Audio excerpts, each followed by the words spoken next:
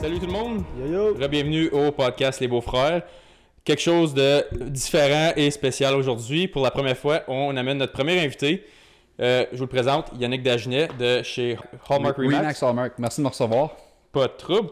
So, basically, aujourd'hui, nous autres, on voulait t'amener pour des raisons spécifiques. Premièrement, moi, j'adore comment tu deals avec tes business, ton entrepreneuriat. J'adore la manière que tu promouvois tes pages, comment tu... T'es go, tu te jettes partout, tu lances tes idées partout, puis j'aime vraiment ton image. Nice. Fait que je respecte ça, puis je voulais promouvoir ça sur notre plateforme parce que nous autres, on est bien gros sur la liberté d'expression, puis moi, j'aime parler avec du monde qui, un, développe mes idées davantage, puis deux, me donne le goût de grinder aussi, parce que en moyenne, t'es à peu près le monde que tu passes le plus de temps avec. Il y a 5 personnes qui disent. C'est ça. Fait que tout le monde a entendu ce dicton-là. Mais si tu veux l'appliquer, il faut que tu le fasses. Fait que c'est pour ça qu'on t'a lancé l'invitation. Puis on est bien content que tu l'as amené. On est bien content que ça soit toi notre premier... Le premier guest sur l'épisode 46. 46, yes, sûr. Fait que avant que je te lance la balle, je voulais t'introduire. D'ailleurs, pour ceux qui connaissent pas Yann, Yann, je suis vraiment impressionné de tes stats. Là, je veux pas trop te pomper. C'est le seul temps que je vais te pomper sur l'épisode. C'est bon. En 2022, tu as fait des gros chiffres. Tu étais le numéro 5 au Canada pour ceux en bas de 30 ans. Oui. Vraiment impressionnant. Surtout que tu as commencé ça en 2020. Agent depuis avril 2019. 2019, dans le fond, il compte pas parce que c'est pas une pleine année. Okay. Sur ta licence, mettons en avril, tu commences à vendre à peu près, mettons au mois de mai, juin. Puis là, tes transactions commencent juste à fermer, mettons quasiment au mois d'août. So, t'as peut-être 3 mois de statistiques. Sur 2019 compte pas. So, oui, ma première pleine année, c'était 2020. Okay. Deuxième pleine année, c'était 2021. Troisième, 2022. Là, je suis dans ma quatrième pleine année, si tu veux. Ouais. Fait que juste dans ta troisième pleine année, tu es allé top 5 au Canada en bas de 30 ans. Oui. En bas de 30 ans, dans la région d'Ottawa, tu es allé numéro 1 dans le montant d'unités vendues puis le montant de volume. Oui. Tu as été numéro 1 dans l'Office Orléans en 2021 et 2022. Oui. Puis finalement, tu as été numéro 1 dans tous les agents en bas de 30 ans à travers l'Est ontarien 2021 puis 2022. Puis tu as été récipiendaire du prix Titan en 2021 puis du prix Diamant en 2022. Oui. Puis tu as déjà été mis dans le Hall of Fame de Remax en 2021 après seulement même pas 2 ans pleines de vente. Oui. Fait que avant qu'on rentre dans plus de détails, en 2023, tes chiffres s'enlignent comment par rapport, parce que là, on a eu beaucoup de changements économiques dans les dernières années. Oui. Ton 2023 a l'air de quoi comparé à ton 2022? Ben, premièrement, les années qu'on a eues en 2020, on m'a dit à partir de 2020 à 2022, les statistiques qu'on a eues, je pense pas que je vais revoir ça dans ma carrière. Dans le sens que je faisais pas de plan des fois des fins de semaine parce que je pouvais recevoir un appel de quelqu'un que je connais même pas c'est qui un samedi matin, puis avoir une maison vendue, pas de conditions, pas de financement, rien par le samedi soir. Ça, c'est des transactions évidemment qu'on va perdre dans les années à venir parce que là, il va y avoir des conditions, il va y avoir un processus de. D'habitude, un acheteur travaille avec un agent pendant plusieurs mois avant qu'il trouve. Pas nécessairement. Il y a du monde qui trouve leur propriété de rêve, si tu veux, en une semaine. Il y en a d'autres que ça prend 3 mois. Mais c'est qu'on va voir plus ce processus-là se développer dans les prochaines années. Mais ouais, écoute, je suis down d'à peu près, on va te dire, en fait, volume, peut-être 25% de l'année passée, qui est bon parce que la moyenne en ce moment, c'est à peu près, les agents sont à peu près down de 50%. Techniquement, en fait, statistique, j'ai une meilleure année que techniquement l'année prochaine. Tu compares au volume qui se vend par année. C'est ça. Qui est quand même vraiment bon. Fait que techniquement, ta performance a quasiment augmenté par rapport au volume qui se vend. C'est ça. Est-ce que c'est normal que quelqu'un, on va dire que chaque année, ça l'amplifie, les ventes l'amplifient puis tout? Honnêtement, ça c'est 100% basé sur ta philosophie, c'est ça. Okay. Moi, je suis à une étape dans ma vie que j'ai pas de femme, j'ai pas d'enfant, je me donne à fond. Comme c'est juste ça que je fais du gym, je travaille, puis c'est pas mal juste ça. Puis j'en profite parce que justement, j'ai pas grande responsabilité. C'est pas nécessairement ça, c'est que j'affecte pas la vie à personne. J'ai vu beaucoup de businessmen qui mettent leur famille de côté pour plusieurs années pour justement travailler sur leur business, mais ils font ça pendant qu'ils ont une femme, des enfants. Puis souvent, ce que tu vas voir, c'est que la femme, à un moment donné, elle a juste son voyage. Elle va te dire de la merde, c'est bien beau l'argent, c'est bien beau la carrière, mais c'est que tu n'es jamais là pour moi. Puis les enfants, ben, ils n'auront pas de belles amitiés, de relations avec leur père, justement parce qu'il n'est jamais là non plus. Moi, je pense qu'on va en parler probablement quelque temps dans le podcast, mais mon background familial a fait que je voulais pas vivre ce scénario-là. Je me suis dit, je vais tout développer ma carrière, si tu veux, en early age, comme ça, j'aurai pas à dealer avec ces problèmes-là plus tard. Qui est, selon moi, l'une des meilleures décisions Je suis très d'accord. que tu pourrais prendre. Là. C'est souvent dur parce que quand tu es jeune, le monde voit la jeunesse comme un désavantage. Moi, je pense que c'est un avantage parce que le monde veut encourager les jeunes. Souvent, ce qui arrive, c'est que le jeune ne sait pas comment s'encourager lui-même. Oui. Puis tu sais pas par où commencer, mais comme si tu vends quelque chose de bien ou tu te présentes bien, comme le monde veut, ils veulent. Puis mais juste fast-forwarder, mettons, vous voyez un jeune, mettons, de. Puis là, c'était nous autres, c'est une couple d'années passées, mais tu vois quelqu'un, mettons, de 17 ans qui veut se pousser, tu es bien plus motivé à aider lui que le gars, mettons, qui passe sa journée à gamer, mettons, dans la cave. Ça va être la même affaire dans 10 ans, puis anyway, ça va faire un gros cycle. Ben, c'est pour ça qu'ils disent que c'est plus facile à aider quelqu'un qui veut s'aider. 100%. C'est pour ça, comme quelqu'un qui essaye vraiment fort, puis tu le vois qui grind, puis tu vois qu'il essaie de résoudre un problème, t'as bien plus tendance à aller supporter puis vouloir donner le coup de pied dans le cul à cette personne-là, versus quelqu'un qui est juste comme qui joue la victime puis qui veut pas rien accomplir, puis qui fait rien pour s'aider. Il n'y a pas de problème si tu vois pas le problème. Exact. Le premier step, c'est de voir le problème, de comprendre c'est quoi le problème, puis après ça, c'est de le reverser, de OK, comment je... Exactement. Ouais. Pour ceux qui connaissent pas trop comme moi, y a-tu, quand ça vient dans la business puis dans l'entrepreneuriat, ça dérangerait-tu de me donner juste un petit background? Je sais que Ben il a donné des statistiques puis tout, mais ça dérangerait-tu de commencer du début, mettons? OK. De où tu as commencé pour te lancer dans tout ça? Là? Puis tu t'es rendu où tu es aujourd'hui? Oui, ça a commencé avec une ligue de basketball quand j'étais en l'été de ma 9e année, si je ne me trompe pas. J'ai fait partie d'un programme qui s'appelle Summer Company. Ça, c'est un programme gouvernemental. Il donne une bourse de 3 000 dans le fond pour te partir en business. Il y a 1 500 que tu es obligé d'utiliser pour du marketing. Moi, dans mon cas, je l'utilisais pour ça. De la marketing, des flyers, des affaires de même. Louer mon gym, louer des arbitres, acheter des balles de basket dans mon cas, parce que c'était une ligue de basket que j'ai partie à cet âge-là. Ça m'a donné de la maudite belle expérience. Parce que si je te montrais mon premier, je l'ai sorti à peu près le mois passé, mon premier flyer que je t'ai fait, c'était pourri. Mais tu regardes ce flyer-là, j'ai fait en 10e année, puis tu regardes la publicité maintenant que je fais, c'est comme c'est à cause de ça que je suis capable de faire, selon moi. Moi, je trouve que mon marketing est c'est tout, c'est par rapport au choix de couleur, la façon dont je le mets, la grosseur des lettres, c'est quoi que l'attention elle va où, tout est pensé quand je le fais, mais dans ce temps-là, ça ne l'était pas. Il y avait trop d'écriture. C'était des images, j'avais printé, découpé, collé, scanné. Mais c'est qu'est-ce que tu fais, mettons, que tu penses qu'il est beau en 9e année, mais dans le fond, puis moi, à cet âge-là, oh my God, c'était beau, j'étais fier. Tu l'avais figuré, là. Moi, j'avais le chemin fait, là. Ouais. Mais ça a commencé avec la ligue de basket. La première année, maintenant, avec toi, ça a super pas bien été. Basically, dans ma tête, je refais mes propres games au début quand j'ai commencé. Ça a toffé peut-être 2-3 fois. Ça n'a pas bien été. Aussi simple que j'étais en 9e année, je connaissais pas mes règles de basket plus que ça, même si je pensais que je les connaissais. Puis j'arbitrais des hommes de 30 à 40 à 50 ans. Je faisais pas toujours les bons calls, puis ça m'est revenu d'en face pas mal vite, puis j'ai appris bien des affaires pas mal vite. Mais cette failure-là a fait que j'ai appris bien des choses. Je me suis adapté vite aussi. En business, il faut que tu t'adaptes vite. Tu t'apprends tes erreurs aussi. Damn right. Puis c'est pas une erreur. Moi, j'appelle pas ça une erreur. C'est un apprentissage, si tu veux. Ça sonne cheesy, là, mais c'est ça que c'est. J'ai commencé avec la ligue de basket. Cette ligue-là a fait 10 ans à peu près. La 7e année, je l'ai donnée à quelqu'un, juste parce que j'avais plus le temps. Mais ça m'a fait une super belle base, aussi simple que, écoute, en 9e année, j'allais me présenter quand je jouais au basket scolaire, je me présentais aux autres équipes, puis je droppais un flyer, je disais, hey, écoute, il y a une ligue de basket qui se passe l'été ici à l'Escale, êtes-vous intéressé? J'allais au YMCA, j'étais au YMCA à Canada, à Orléans, parce qu'il y a du pick-up ball des fois, les mardis, les mercredis. J'allais me présenter là.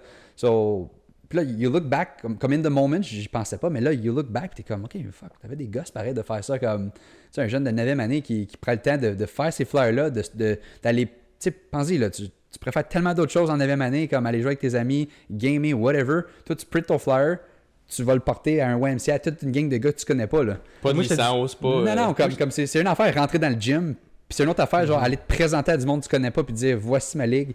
C'est très rare, tu vois des jeunes de 9e année qui ont l'ambition comme ça. Là. Mais j'ai appris beaucoup de ça. Puis dans ce moment-là, tu penses même pas à l'ambition, tu penses même pas. Moi, c'était juste un réactif à... Même pas, non. C'était juste « it needed to be done » dans ma tête. Okay. Comme je pourrais même pas t'expliquer comme... Je voulais juste faire quelque chose comme de... Je sais même pas... Est-ce que t'aimais ça le faire? Oui, for sure. Ouais. J'avais une grosse passion, puis j'ai jamais calculé mes heures en business. C'est ça qui je pense, qui m'a permis aussi de faire le volume ou de la performance que j'ai faite dans les business. C'est que je calcule pas mes heures, puis j'adore ça.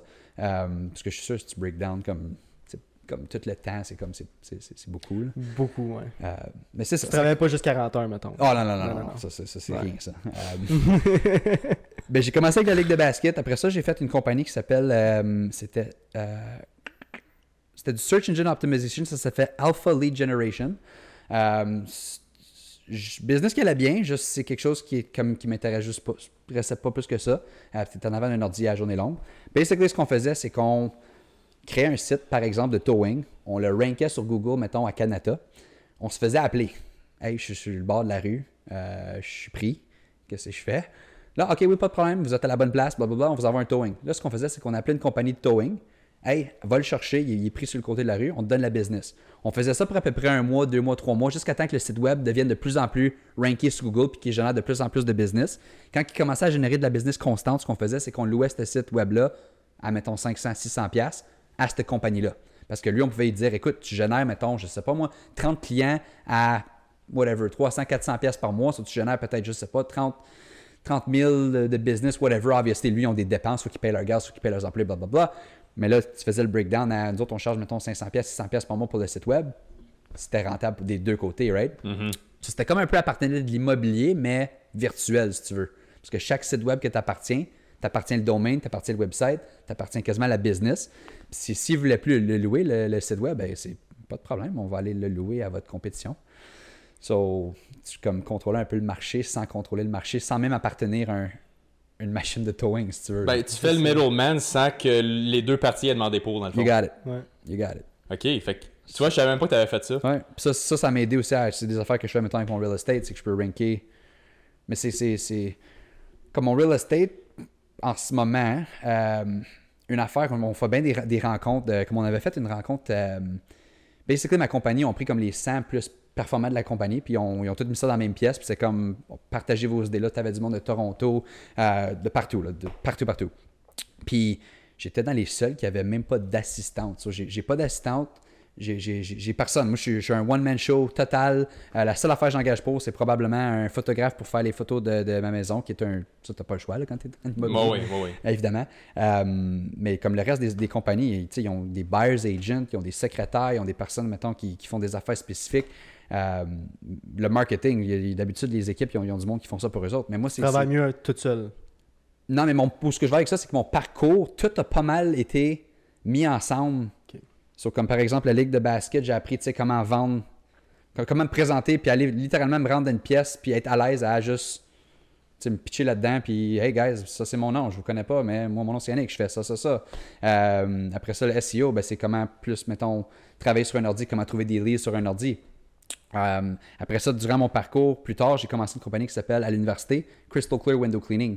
En gros, à l'université, au début, je travaillais au Golfe d'Amine, job que j'ai adoré, love that place. Les boss étaient super. Mais basically, ce que je voulais, c'est que je voulais faire plus que le salaire minimum. Mm-hmm. So, je me suis parti d'une compagnie de lavage de fenêtres. So, on faisait du lavage de siding, lavage de fenêtres, lavage de gouttières. Puis là, encore là, c'est le même concept. Là. Au début, je faisais beaucoup de porte-à-porte. Cogner aux portes. Hey, mon nom c'est Yannick, je suis un étudiant à l'Université d'Ottawa. On voulait juste se présenter. Si jamais ça vous intéresse, voici notre info. On fait du lavage de fenêtres. So, là, la compagnie de vite, ça fait 6 ans ou 7 ans que je l'ai. J'ai vendu la moitié de la business à un partenaire. Puis moi, j'ai des employés qui s'occupent de mes jobs comme tel. Mm-hmm. Mais yeah. J'imagine qu'il faut que tu sois habitué au refus, puis au votant, non, c'est bon, votant, puis faut que tu sois habitué à ça quand tu fais du porte-à-porte. Comme quand tu apprends le rejet avec, Ouais. comme mettons, justement faire du porte-à-porte, tu pognes plus de monde qui n'est pas intéressé de te voir là que le contraire, right? Si tu te présentes bien, tu ne te feras jamais réjecter. C'est Ok. vrai, c'est vrai. Voici comme un gars, on va te donner un exemple. Je cogne à ta porte, toc, toc, toc. Tu réponds, allô? Bonjour, mon nom c'est Yannick. Là, garde en tête, j'ai un hoodie de l'Université d'Ottawa. Puis voici que ça a l'air. Bonjour, mon nom c'est Yannick. Je suis un étudiant de l'Université d'Ottawa. Je suis juste ici pour me présenter. Je voulais juste que vous puissiez mettre un visage en arrière de la carte. Voici ma carte d'affaires. Si ça vous intéresse d'avoir du lavage de fenêtres, de siding ou de siding, on est les personnes pour vous. Je laissais la carte puis je partais. So, la personne n'a aucune pression. Elle ne se sent pas comme si un embauché, si tu veux. Mm-hmm. T'attends pas une 90 réponse non plus. C'est ça. Puis c'est moi un peu qui la rejette dans le sens que je voulais juste me présenter. Voici ma carte. Ça, c'est ce qu'on fait. On fait une super bonne job. Si ça t'intéresse, appelle-nous.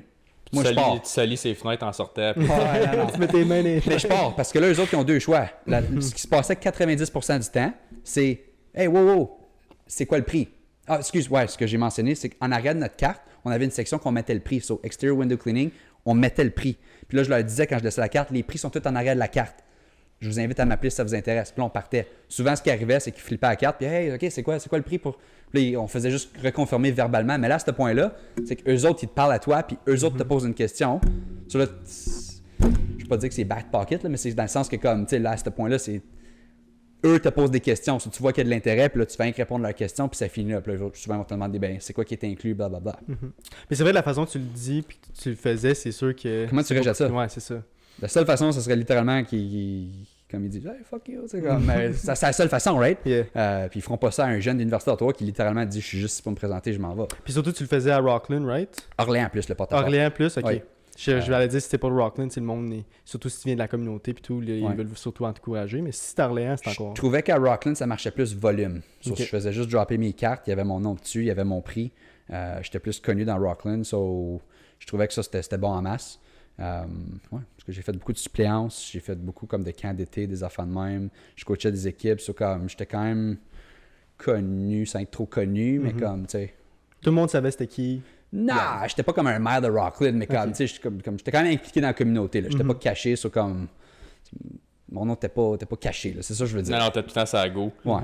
Puis là, OK, fast forward, t'as tout ça, t'es rendu 3 business deep à ce temps-là, puis t'es même pas comme sorti de l'uni encore, là. T'es encore jeune, t'as déjà toute cette expérience-là.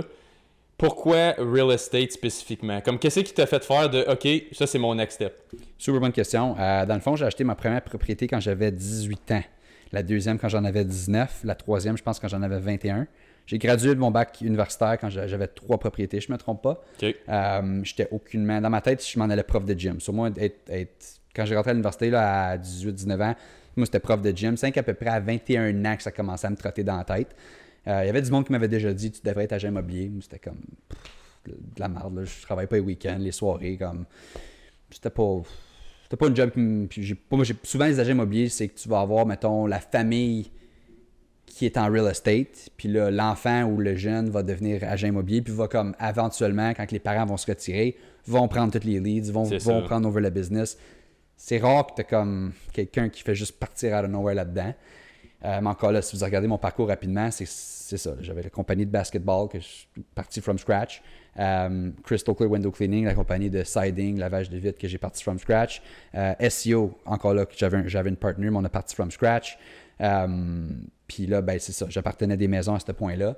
Puis quand je faisais mon porte-à-porte avec Crystal Clear, j'avais cogné sur la porte d'un agent immobilier. Puis c'est lui un peu qui m'a trotté l'idée de hey, comme tu devrais être agent immobilier, comme tu sais, tu as des propriétés, tu sais c'est quoi être en affaires. Comme. Parce que être agent immobilier, c'est bien beau être capable de vendre des maisons, mais c'est plus que ça. C'est que tu n'as pas de pension. Comme c'est le même concept que appartenir à une business. Il y a bien des concepts, il faut juste qu'ils suivent. Puis comme il dit souvent quand tu es agent immobilier, tu devrais avoir 6 mois de salaire de côté. Parce que ça prend. Tu sais, on est juste payé quand le closing de la maison est officiel. So, souvent, ce qui arrive, tu vas travailler avec un client pendant 2-3 mois. Une fois que tu signes le contrat, ça prend un autre 2-3 mois avant que la propriété se ferme. Surtout que payer. Puis là, des fois, ça prend un mois avant que ton office se paye. So, quand tu fais une transaction, ça peut prendre jusqu'à 7 mois avant que tu te fasses payer. So, faut que tu gardes tes dépenses basses.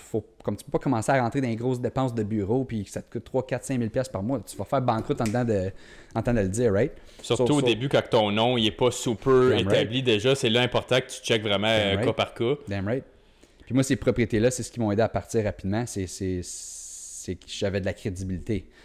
So, tu sais, souvent, tu vois quelqu'un qui va se lancer là-dedans, tu sais, pas de collège, pas d'université, puis j'ai rien contre ça. C'est bien correct. C'est juste que, tu sais, moi, j'avais fait toutes les étapes, j'ai pas pris de shortcut. J'ai été à l'université, j'avais des propriétés, puis la seule raison que je me suis lancé là-dedans, c'est que j'ai comme un peu combiné de « Wow, j'adore acheter des propriétés », comme dans ma tête, c'était pour un plan de retraite. C'est ça. Je sais comment le faire. J'ai littéralement des amis qui viennent souvent me parler pour savoir comme, OK, comment tu as fait ça, comme tu as 19-20 ans, tu es déjà à ta 2e, 3e propriété, comment tu fais ça, qu'est-ce que tu sais que je sais pas. J'ai aidé le monde à le faire, puis en plus j'avais le côté entrepreneuriat. Là, cet agent-là qui me disait tu devrais être agent, ça a comme un peu trotté à ouais, OK, ça serait le fun d'être payé pour au moins. Là, je passais des 2-3 heures avec des amis pour leur montrer comment le faire. Là, j'étais comme OK, ben avoir ma licence, je serais capable de littéralement, à place d'y montrer tout comment le faire, puis après ça, il y a un agent qui fait la transaction pour lui. Quand j'ai pris tout le temps mais que je suis pas licencié, je me suis dit, moi, je vais pogner ma licence, comme ça, au moins, tout ce travail-là, je mets dedans. Ça, j'en retire fruit, si tu veux. C'est ça, tu récoltes ce que tu sèmes là-dedans parce que le temps et l'effort que tu mets dedans te revient versus quand tu es payé de l'heure. Comme mettons, tu aurais été prof de gym. C'est ça. Tu aurais pu faire un job de merde ou une très bonne job, tu aurais eu le même salaire à la fin de la journée. C'est ça. Peu importe le montant d'effort que tu mets. Oui. Fait que là, ça vient à ma prochaine question, justement. Tu as commencé en avril 2019, comme tu as dit. Oui. Le timing de la pandémie pour ça. Comme là, tu rentres, tu as vu tout comment que le marché immobilier a fait comme un gros what the fuck pendant en mars, mettons été 2020, c'est vraiment là que ça a comme explosé dans un sens. Les analystes disaient que t'es supposé crasher, mais ça a fait le C'est contraire. Ouais. Oui. Fait que là, toi dans tout ça, tu as fait, OK, justement, comme tu disais, t'as pas de responsabilité sur une femme, des enfants, tout ça.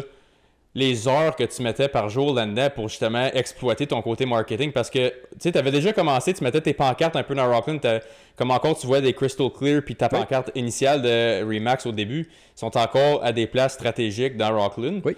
Ça avait déjà commencé, mais là en 2020, tu as juste vu, comme mettons, tu regardais pour acheter des maisons, tu as juste vu ton nom dans l'algorithme, surtout comme il n'y a pas un ami que je connais d'environ de notre âge, comme vingtaine, trentaine, qui n'a pas été à travers toi dans la région. Oui. Fait que comment tu as fait pour pogner. Comme tu sais, il y a du monde de Remax que ça fait 10 ans, 20 ans, 30 ans qui font ça. Oui. Puis toi, tu as réussi à pogner toute la jeune génération en un an d'expérience. Qu'est-ce que tu as fait de différent en dans la première année que la pandémie, que tu as juste comme. Moi, je dis toujours que ma carrière d'agent immobilier a littéralement commencé quand que j'avais probablement, on m'a dit, j'étais en 2e ou 3e année. Aussi simple que. Comment t'expliquer ça?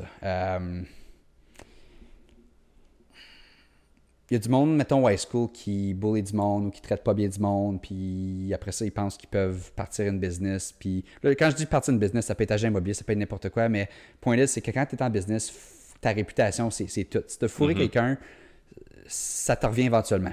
C'est une question de temps. J'ai toujours gardé une bonne puis ça vient pas de moi, évidemment. J'ai été bien élevé par une bonne mère, ça m'a fait des bonnes valeurs. Aussi simple, comme je te dirais, comme tout le monde à un moment donné a déjà bullié quelqu'un, puis tu sais même pas c'est quoi. Là, la question, c'est est-ce que comme il y a du monde, il y a des parents qui vont pas réprimander l'enfant, qui vont dire c'est pas grave, tu sais, ça va passer, whatever. Je me rappelle encore, j'étais en 2e ou 3e année. Là, j'avais une soeur jumelle, ça évidemment était dans tous mes cours. J'avais fait quelque chose de niaiseux, je pourrais même pas te dire c'était quoi. Mais évidemment, à la personne je l'ai fait, c'était pas correct. Ma mère, le soir même, m'a fait appeler les parents du jeune et le jeune pour m'excuser, dire ce que j'ai fait, c'était pas correct. Point là, c'est que c'était une maudite belle leçon. C'est que là, ça a fait que dans le futur, j'ai pu un peu comprendre, OK, c'était pas gentil c'était pas gentil ce que j'ai fait, ça y a fait sentir comme la merde. Où ce que je m'en vais avec ça, c'est que ma carrière a comme un peu commencé là, dans le sens que c'était de bien traiter le monde à partir de là. Sur whether que, tu sais, c'est pas à cause que t'es pas athlétique qu'on a le droit de rire de toi, c'est pas à cause que t'es pas intelligent ou il y a du monde qui sont intelligents, ils vont te traiter « Ah, toi, t'es un nerd » ou « Toi, t'es pas intelligent ».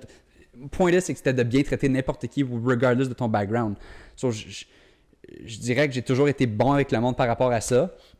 En plus que, comme je te dis, dans ma vision, c'était comme un peu de partir des business, blablabla. Puis pour te présenter à du monde, ben tu peux pas... Tu sais, si t'envoyer chez quelqu'un, tu peux pas après ça aller le revoir pour dire « Tu veux être dans ma ligue de basket », ça marche juste pas de même. Sur ma philosophie jeune est bien élevée, si tu veux, en guillemets. Sans sonder cocky là, ou whatever, là, mais moi je dirais que ça a commencé là, basically. Puis oui, j'ai explosé vraiment vite en 4 ans, mais c'est à cause de ces choses-là. Ouais. C'est à cause de la ligue de basket, j'étais connu. Puis tous les business que j'ai partis marchaient quand même très très bien assez vite. La réputation était comme, OK, ce gars-là, quand il part quelque chose, ça marche. Versus qu'on a tout cet ami-là qui se part en business. Puis je dis pas ça, c'est mal, mais comme on connaît tout un chum qui est parti en business où il est sa 3e business puis ça n'a jamais marché une fois. C'est ça. Puis c'est correct, ça peut être un processus d'apprentissage. C'est juste mon point, c'est que j'ai toujours mis beaucoup de temps dans mes business puis ça a toujours bien marché. Sur la réputation était que ce gars-là sait qu'est-ce qu'il fait, ça marche. Boum, ça a commencé jeune, je te dirais. Mm-hmm.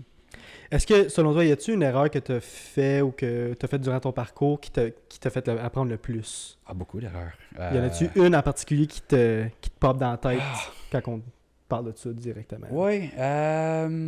Une spécifique. Je te dirais la ligue de basket, dans le sens que au début, c'était comme mal géré. J'ai rentré là-dedans trop vite. Est-ce que je regrette? Non. Je le referai demain matin. C'est juste dans le sens que ça avait, au début, c'était pas... J'ai rentré là-dedans trop vite. Comme j'aurais dû mieux penser à mes affaires, visionner un peu plus. Quelque chose que je fais plus de nos jours. Comme là, de nos jours, c'est que je suis toujours comme, mettons, 10 steps avant, si tu veux l'expression. Comme quand je pars quelque chose, je pense tout de suite à tous les problèmes qui peuvent survenir. Puis en agent immobilier, même affaire. Sur, mettons, quelqu'un a acheté une maison, c'est que tu penses à tout, OK, watch 10 steps ahead. C'est ça. Tu penses à tout ce qui peut arriver d'avance où il n'y a juste jamais de surprise et ou d'erreur. Versus dans ce temps-là, je savais même pas, on en a parlé un peu tout à l'heure. Si tu vois pas le problème, il n'y a pas de problème. Dans ce temps-là, il y avait pas, mes deux yeux étaient fermés, il n'y avait pas de problème. So, ça, c'était une erreur.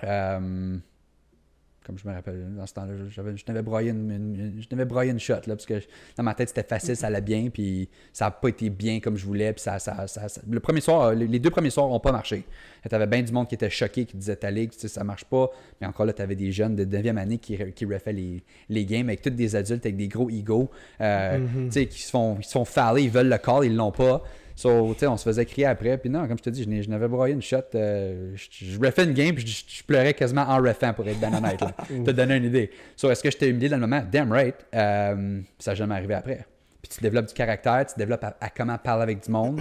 À 14 ans. Là. Damn right. C'est ça que je te dis. oublier que tu as 14 ans aussi. C'est que tu es jeune. Tu es en position d'autorité, comme je te dis, dans le sens que c'est ta ligue. Le monde vient de te voir pour c'est quand je joue, c'est quoi je fais. Hey, il a dit ça, et ça, c'était pas correct.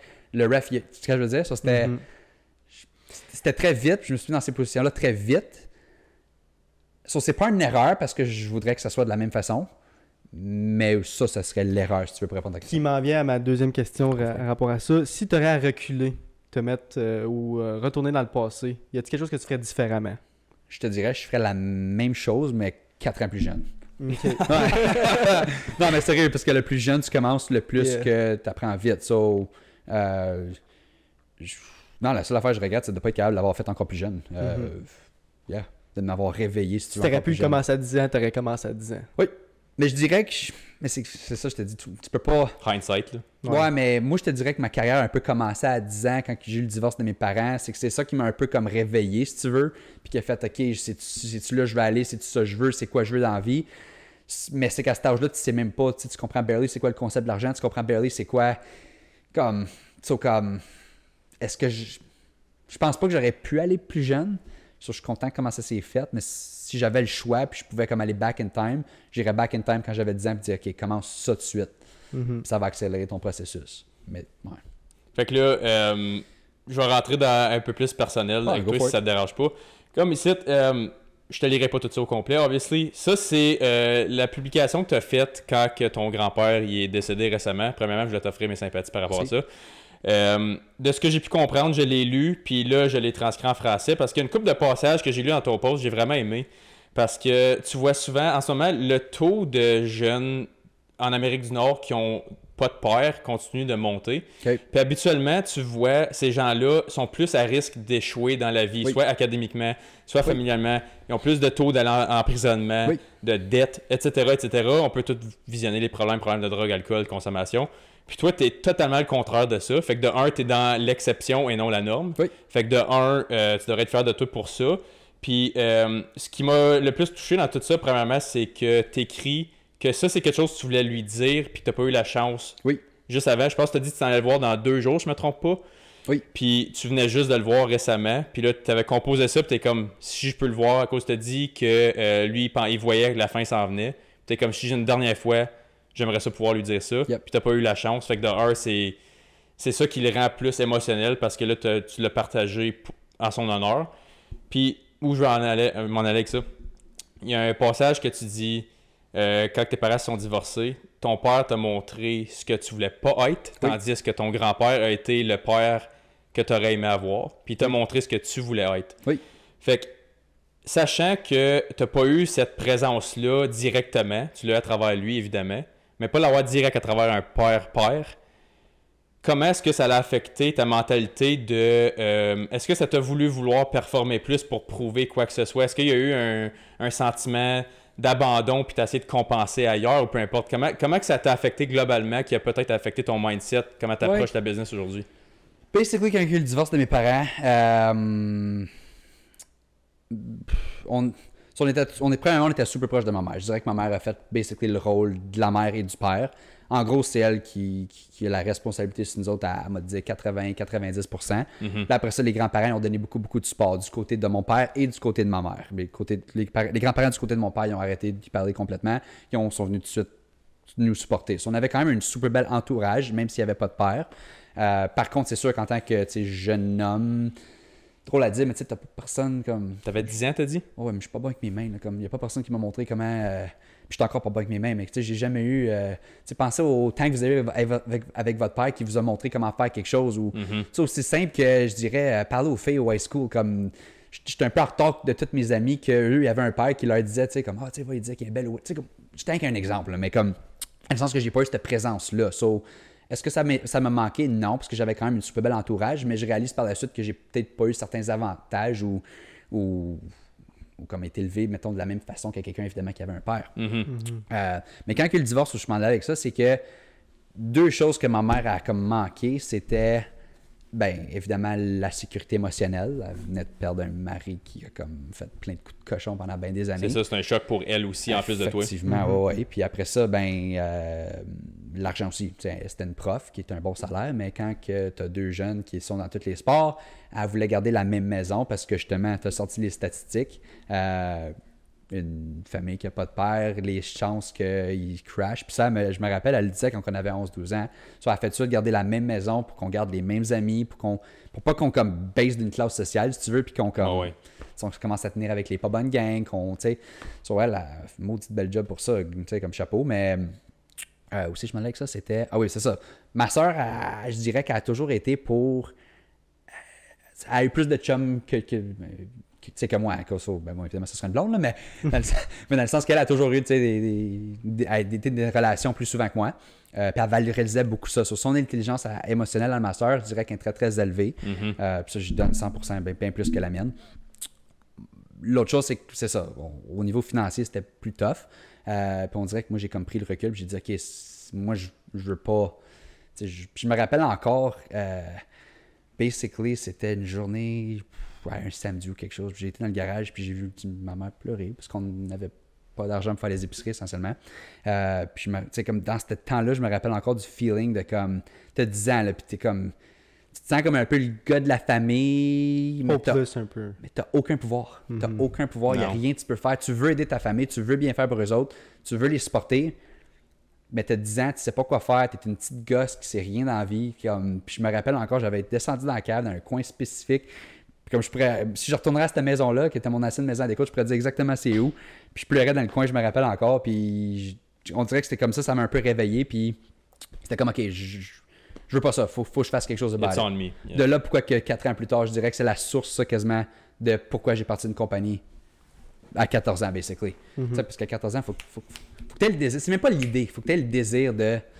Il faut que tu aies un désir de... Faut que ça te tente. C'est ça, vraiment que ça te tente. Parce que si ça te tente pas puis tu l'essayes, c'est là que tu vois que la différence entre quelqu'un qui ça y tente puis que ça y tente pas. Puis qui le fait malgré le... C'est comme qu'on disait au début, le monde qui veut s'aider vont avoir le support versus... C'est ça. Même situation où les deux, tu mets deux personnes dans la même situation puis il y en a un qui dit « Non, je vais tout faire pour me sortir de ça » versus un qui fait juste s'assire dans sa propre merde puis qui espère que quelqu'un va ramasser en ça va venir un jour. C'est ça. Un jour. Ouais, ça fait que là, one day ou day one, comme qu'ils disent récemment. Exactement. Fait que là, je suis content que je t'ai posé la question. Bon, parce que là, tu vois l'impact direct que ça a eu sur ton mindset à un jeune âge. Puis qui est, premièrement, à cet âge-là, t'es la victime de la situation. Oui. Puis c'est, à 14 ans, prendre le mindset de non, je suis plus la victime de ça. C'est moi qui décide comment je réagis à la situation. Puis je vais faire les étapes pour pas avoir à vivre moi-même ce scénario-là. Ben honnêtement, c'était le feeling de... Puis ça, comme moi, personnellement, si j'avais à rechoisir comment ça se passe, je dirais de la même façon. Mais c'est encore le garde en tête que tu as 10 ans, t'as pas de père.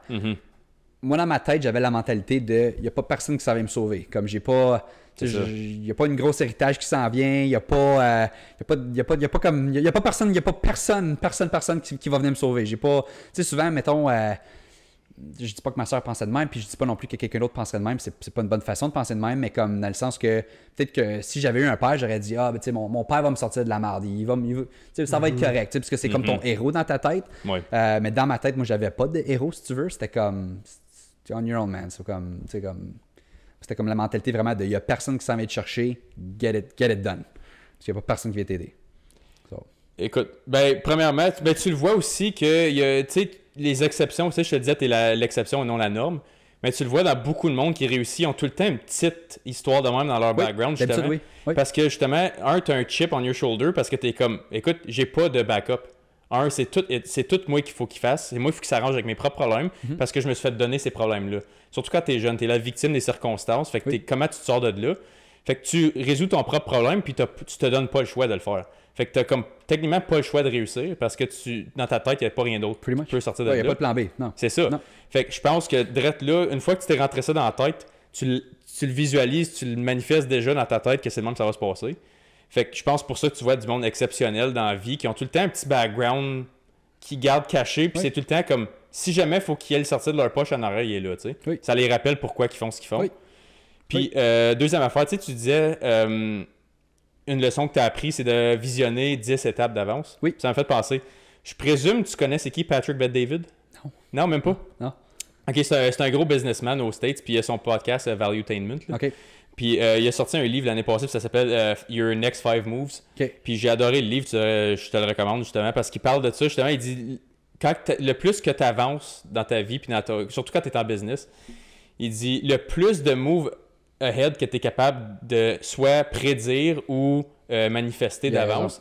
Il est comme. Puis il explique par rapport à un jeu d'échecs. Il est comme quelqu'un qui gagne aux échecs. C'est pas quelqu'un qui guesse ton prochain move, c'est qu'est-ce que tu vas faire dans 6 moves de titre ou dans 10 moves de titre. Puis il dit le plus de moves que tu es capable de prédire ou prévoir ou de justement planifier pour toi-même, le plus que la game devient plus facile. Puis si tu vois étape 20 au lieu d'étape 1, mais là, une fois que 1 est fait, tu es comme OK, mais là, je recommence à scratch. Versus que là, non, tu n'es pas à scratch. T'en as un autre 19 avant que tu arrives à scratch, puis le scratch arrive jamais finalement. Sans être conscient, je dirais que j'ai toujours fait ça. Parce que mes buts, mettons que j'avais à 30 ans, je les ai accomplis quasiment à 26. Puis là, tu te fais des nouveaux buts tout le temps. Mais c'est que ce but-là fait que tu as comme la motivation de. Puis en entrepreneuriat, justement, tes heures sont. T'es pas payé de l'heure, t'es payé par performance. C'est ça. T'as le but en tête, puis comme. C'est ça, tu l'accomplis le plus vite tu peux. Puis après ça, on to the next. Puis comme you look back, puis comme, mettons, live, je pourrais me parler à, mettons, Yannick, mettons, qui avait 18 ans, puis dire, écoute, tu vas être là à 28. J'aurais dit, à 18, j'aurais dit, de la merde, no way que je suis rendu là à 28. No way. Puis I mean it, là, no way. Mais quand you look back, t'es comme, que t'avais la mentalité pour. Ça fait du sens. Tu savais pas, tu savais juste pas où c'était pour se rendre, mais man, tu travaillais 100 heures semaine, tu faisais des affaires que personne d'autre faisait. C'est ça. À qui d'autre, ça, comme c'est 5 coquilles, mais à qui d'autre ça devrait être. À qui d'autre qui devrait être rendu là, dans le fond, tu sais. So, yeah, makes sense, mais ouais. Puis là, je te dis, OK, là, tu viens de parler de ton 28 à ton 18. La version 38 qui parle à la version d'aujourd'hui de toi, tu penses qu'elle va avoir de quoi? C'est quoi que tu aimerais ça qu'elle te dise, cette version-là de toi? Je sais déjà où ce qu'elle va être. Écoute, je plane déjà en ce moment, je travaille peut-être 100 heures semaine, give or take. Là. Comme je te dis, je priorise pas pantoute, mettons, le côté familial. Oui, dans le sens de ma famille, oui, là, mais comme je parle aux relations, comme tu sais, partir une famille éventuellement, je veux dire, j'ai 28. À un moment donné, il va falloir que je ralentisse ces heures-là, puis partir ma propre petite vie on my own. So, tu sais, à 38, l'idée, c'est justement, c'est à cause que je vais avoir bâti de bonnes fondations-là financières, c'est d'être capable de. C'est ça, faire d'autres choses, passer mon temps avec le monde que je veux. Puis pouvoir réduire tes heures rendues là. C'est ça. Quand même aussi bien performer, juste. Puis être plus peut-être sélectif avec, comme tu sais, un moment donné, en ce moment, je dis oui à n'importe quel client, mais un moment donné, c'est juste. You can only do so much. Ou peut-être justement faire comme des équipes, engager du monde pour justement ôter une coupe de tâches pour avoir plus de temps. Plus délégué, oui. C'est ça, ouais, éventuellement. Puis, ça, c'est une affaire, j'ai bien de la misère avec. Mon bureau arrête pas de me le dire. J'en parle avec ma manager dernièrement. C'est ça. Puis j'ai toujours été élevé de même. Moi, c'était toujours do it yourself. Puis j'ai de la misère à faire confiance à quelqu'un pour faire le travail pour toi. Parce que tu dis, parce que justement, tu sais, comme marketing, j'ai toujours fait ça moi-même. Toutes ces affaires-là, j'ai toujours appris on my own. Puis c'est dur d'engager quelqu'un. À un moment donné, t'as pas le choix. Si tu veux mettre ton temps ailleurs, t'as pas le choix. Ben, comme c'est comme tes autres compagnies, right? Fallu que tu délègues, puis que tu t'as vendu ta part de compagnie, right? C'est ça? 50%. 50%. Là, j'engage. Mais c'était tough faire ça. C'était tough. J'ai de la misère. J'ai encore de la misère. Parce que ma réputation, toutes ces choses-là, pour moi, c'est super important. Mais j'imagine aussi que tu fais... Pas que tu trustes pas beaucoup de monde, mais je veux dire, c'est dur d'avoir le trust de quelqu'un que tu connais pas ou nécessairement d'engager quelqu'un que tu connais pas. Puis... Oui, ça l'est. Ouais. Versus toi-même, oui. Mais une fois que tu le donnes, par exemple, je donne mon trust. Une fois que tu l'as, mais ça se perd aussi vite. Ça, c'est comme... Mais c'est de là l'importance d'engager puis de t'entourer justement, comme tu dis, avec du bon monde, puis ça, c'est super important. Là. Ben, je l'ai réalisé ça aussi parce que, tu sais, tu disais justement, t'aurais mieux aimé que ta version 14 ans arrêtait, mettons, à 10 ans. Oui. Je me sens pareil de même avec juste qu'est-ce qu'on fait live. Je suis comme, moi, ça fait longtemps, comme, je vais te le dire tout de suite, là, écoute, je travaille souvent, j'ai une job de bureau, fait que je peux écouter beaucoup de contenu pendant que je travaille. Oui. Puis j'en prends avantage. Sérieux, j'écoute probablement 15 à 20 heures de podcast par semaine. Wow. Puis Okay. l'audiobook. Wow. Puis pendant que je travaille, je mixe avec la musique, puis c'est tout. Des fois, je m'écœure, whatever. Mais comme, je suis une machine qui aime à prendre l'information. Même si je m'en sers pas, j'aime l'avoir quand même. Parce que je sais jamais quand Exactement. Je me dis, si jamais elle me revient en face, au moins je le sais. Oui. Puis je suis de même avec l'information. J'ai été de même pendant la pandémie. J'ai été de même avec pas mal tout qu'on me dit, de la manière que je m'entraîne, de la manière que je me nourris. Puis là, je regarde ça, puis je suis comme, OK. Mais il y a bien du monde, parce que là, tu sais, tu parles de ça avec tes amis, ta famille, puis il y a personne que tu es capable d'avoir comme qui relate avec toi à 100%, right? Puis tu es comme, mais il y en a. Je te le dis, le plus tu vas avancer, le pire ça va être. Je le sais, mais je le remarque déjà, puis écoute, t'es des 1000 en avant de moi par rapport à ce concept-là, parce que t'es déjà loin dans ta carrière comparé à moi. Mais puis c'est pour ça que je voulais t'amener ici, justement, c'est pour mettre ça dans ma tête. Puis le point que je voulais faire, c'est que là, moi, j'ai attendu à avoir 26 ans pour partir cette plateforme-là. C'est encore jeune. Je le sais, mais dans ma tête, c'est parce que je veux le faire depuis j'ai genre 19-20. Puis là, je suis comme la procrastination, puis je suis comme, les choses vont arriver de soi. Comme moi, je me fais confiance, je fais confiance au destin d'une manière parce que je le sais que just keep going, ça va finir par arriver, mais en même temps, il faut que tu le fasses. Tu sais. Oui. Fait que là, je regarde du monde comme toi, puis je regarde du monde comme là, on invite d'autres personnes dans le futur qui ont un similar mindset, qui comme ils ont quelque chose qui est drive, puis ils veulent accomplir de quoi qui est bien, pas juste pour eux, mais pour le monde qui l'entoure. Comme tu dis, tu veux prendre soin de ta famille plus tard. Comme là, tu as tout fait tes 100 heures semaine, là, puis tu pourras pas le faire à 60 ans. C'est impossible de faire ça. Exactement. Non, c'est impossible. Tu le fais quand c'est le temps. Puis moi, je suis même. Écoute, j'ai 2 jobs, tu le sais. Je te rencontre traverser la fin de semaine. Oui. Je connais c'est quoi le 7 jours semaine. C'est pas des journées de 14 heures comme tu fais. C'est des chiffres de 8 heures comme tout le monde. Mais reste que j'ai sacrifié bien des affaires. Puis là, je suis comme, OK, mais cet argent-là que j'ai investi en dessert, je capte mon TFSC. Puis là, je capte mon FHSC. Oui. Le 8000 annuel qui est nice et tout, là, c'est déductible d'impôts en plus. Oui. Fait que là, je mets ça là-dedans, puis là, je suis comme, OK. Mais là, je suis encore limité parce que je sais comment d'argent qui rentre spécifiquement avec mes jobs de l'heure. Oui. Fait que là, j'ai tout radodé ça pour te demander. Admettons, quelqu'un comme moi qui travaille 7 jours semaine, qui a ses 8 heures d'accompli, qui s'entraîne, qui mange la bonne bouffe, là, j'ai quand même une horaire relativement chargée. Oui. Mettons quelqu'un qui veut pas nécessairement faire un 180 totalement puis tout scraper, partir à zéro, mais quelque chose de plus. Parce que là, on a le podcast, ça me prend à peu près comme 4 à 6 heures de ma semaine. Tu sais, le filmer, le setup, le recording, tout ça. Qu'est-ce que tu me suggérerais de plus qui serait comme. Qui fit très bien dans un horaire qui est déjà relativement chargé pour quelqu'un qui commence ça, qui n'a pas tout l'argent au monde à mettre dedans? Si tu comprends ce que j'essaie de dire. Oui. Écoute, je pense pas que j'ai la réponse pour toi, mais comment je te le répondrais, c'est le suivant. J'ai des amis, moi, qui sont super, comme, mettons, big, puis comme huge dans le gym, mais ils mettent, tu sais, eux autres, là, ils manquent jamais leur heure de gym par jour. Okay? C'est une religion, là. Ouais. C'est ça.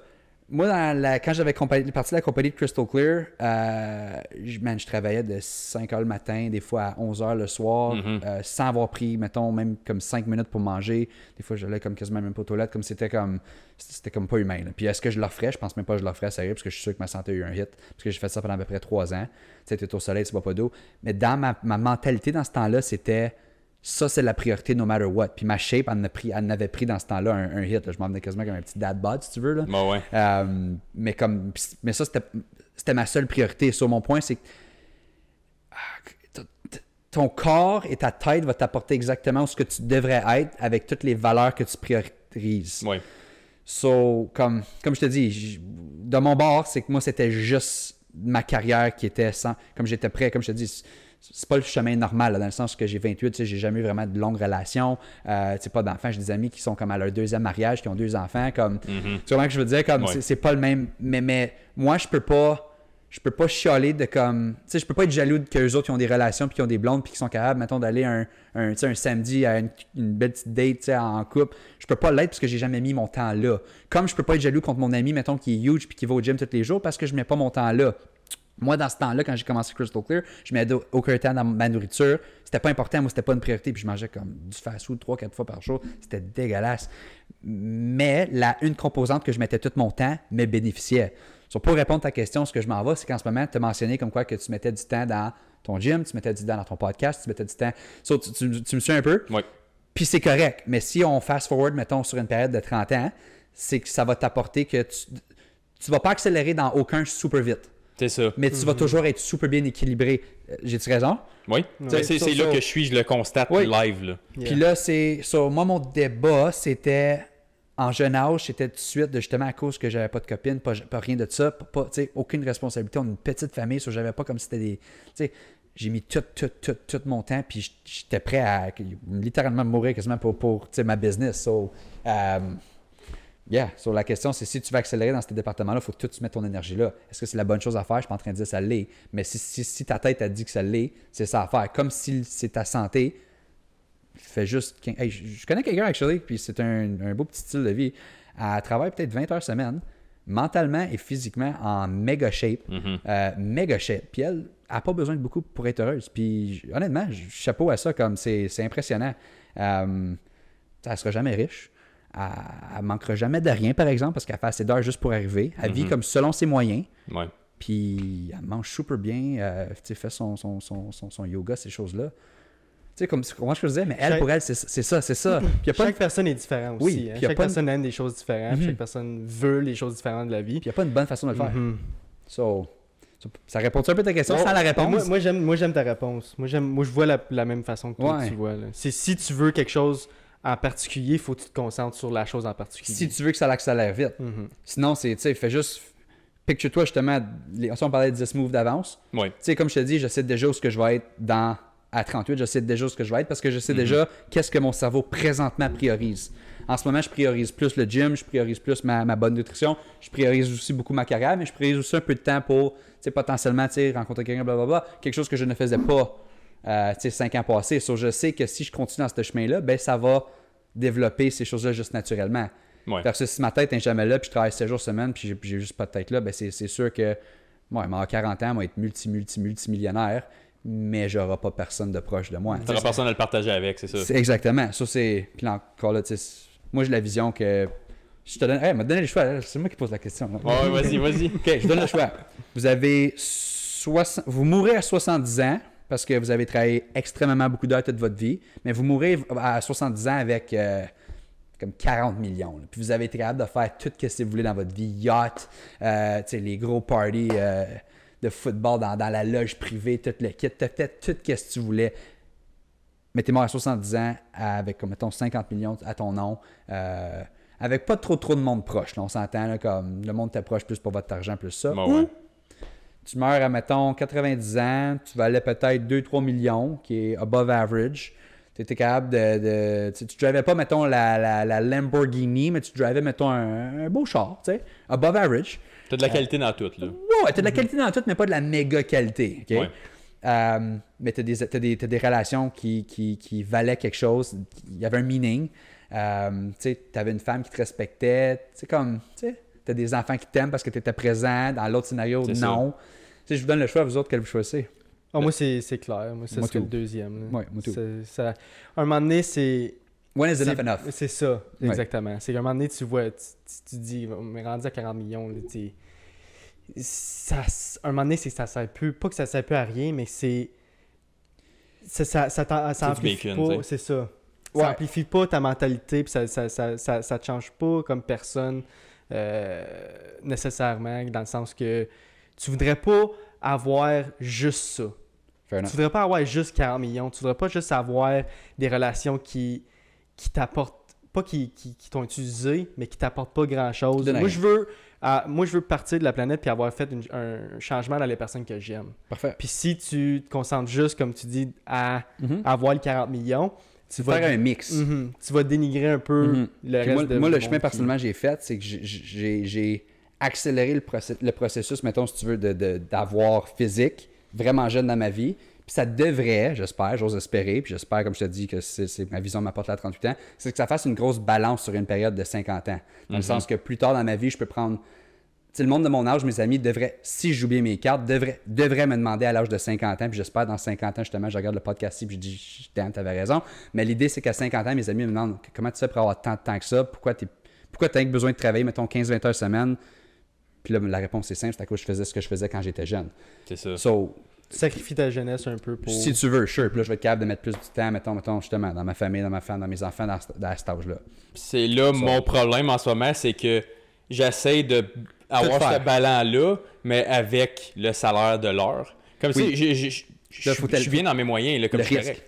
C'est ça, mais j'ai pas pris de risque. Ça, c'est si je pourrais prendre une critique, puis ça, je l'ai déjà parlé sur le podcast, là, si je pourrais me donner une critique overall de ma personne depuis que je suis jeune, là, c'est le montant de risque que j'ai pris ou la grosseur des risques que j'ai pris. J'en ai pas pris. J'étais un gars d'équilibre complet. J'aime ça que tout se matche bien. J'aime ça être quand même assez en santé. J'aime ça être quand même assez éduqué. J'aime ça être quand même présent pour ma blonde, pour ma famille, pour mes amis. C'est bien ça. Je le sais. Il n'y a rien de mal avec ça. Mais l'affaire, c'est que ça. je veux aussi le 2-3 millions. Puis pas pour... Puis moi, la raison que je veux de l'argent, c'est pas pour, comme tu as dit, le yacht, les chars de rêve, tout ça. C'est la même raison que lui. Pour pouvoir avoir une famille plus tard puis concentrer là-dessus. C'est la liberté qui vient avec le... Tu sais quoi? Cette semaine, là, gars, quelqu'un est malade, il y a des billes de ci, des billes de ça. J'ai pas besoin de fucking travailler 8 nuits straight juste pour faire ça. Je vais quasiment me tuer juste pour avoir un aspect de ma vie qui est couverte. Quand que j'aurais pu juste avoir ça de côté. Ah, pas de problème, c'est réglé immédiatement. Le peace of mind qui vient avec le... Il y a un problème, ça se règle relativement instantané. Puis c'est cette liberté-là que je veux financière. On va te faire un drill. Accélère, simule ta pension. Figure comment il te faut pour te retirer demain matin. Si tu es capable de me trouver ce numéro-là, après ça, tu fais faire un reverse psychology d'exactement qu'est-ce qu'il faut que tu fasses pour te rendre là. Quelque chose que j'ai fait peut-être 5 ans passés. Qui est un des meilleurs deals. Tu comprends ce que je veux dire? Tu figures exactement combien j'ai besoin pour vivre une retraite confortable. Ouais. Puis là, ce qui arrive, c'est que tu peux, comme je te dis, là, tu as deux choix. Tu figures, OK, ben il me faut exactement tel montant. Mettons, je sais pas moi. Là, ici, la conversation, c'est as-tu une pension que ton union te provide ou faut que tu crées ta propre pension?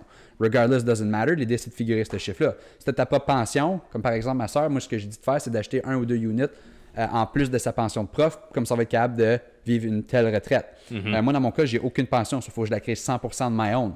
Ouais. Which is fine, ça revient au même scénario. Le point, c'est quand même de figurer c'est combien qu'il faut. Une fois que tu sais qu'est-ce qu'il faut, tu as deux choix. Soit que tu te donnes cette mission-là pendant, mettons, 25 ans, tu te dis, ben, je vais me retirer à 50 ans, so j'ai 25 ans pour faire ça. Ou tu fais un peu comme moi, c'est que tu essaies de l'accumuler vraiment vite, vraiment jeune. Puis la raison que je fais ça, c'est qu'on sait tous que l'argent, la loi de 72 va dire que tu doubles ton argent à chaque 7 ans. Si tu fais 7% d'intérêt, tu doubles ton argent à chaque 7 ans.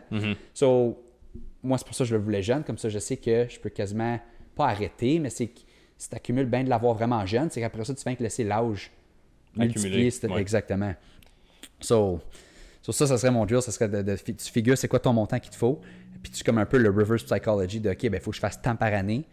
Puis là, encore là comme je te dis, ben, ce que j'aime, c'est que tu es équilibré.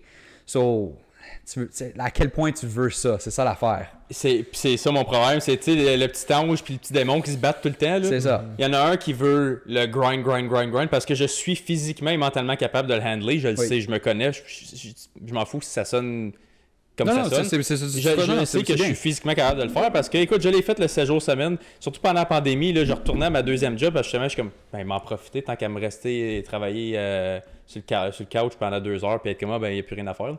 Je retournais, j'ai fait le 7 jours semaine pendant 2 ans et demi straight, 3 ans straight, puis là, finalement, je le fais encore. Puis je suis capable de le handler, puis je dirais même que je performe mieux le plus de tâches que tu me donnes. Fait que le plus que tu charges mon horaire, le plus organisé, puis le plus mon éthique de travail monte. Voici ce qu'il faudrait que tu fasses. On va te donner que ça avait de l'air au début. Quand je faisais, mettons, mon lavage de fenêtre, il faut que tu te donnes des slots de temps que tu actually book dans ton horaire. Puis que tu sais que c'est comme du volunteer hours, si tu veux, dans le sens que, par exemple, moi, quand j'ai commencé la compagnie de lavage de fenêtre, j'ai ma publicité, OK, c'est fait. Une fois que tout, mettons, est fait, j'avais mes petits flyers, la compagnie est partie. Je me bookais, mettons, OK, de 5h à 8h à exactement telle place, puis c'est dans l'agenda écrit, là. Yep. Tu te rends à telle place, puis tu fais du porte-à-porte pour 3 heures. Ça, c'est fait.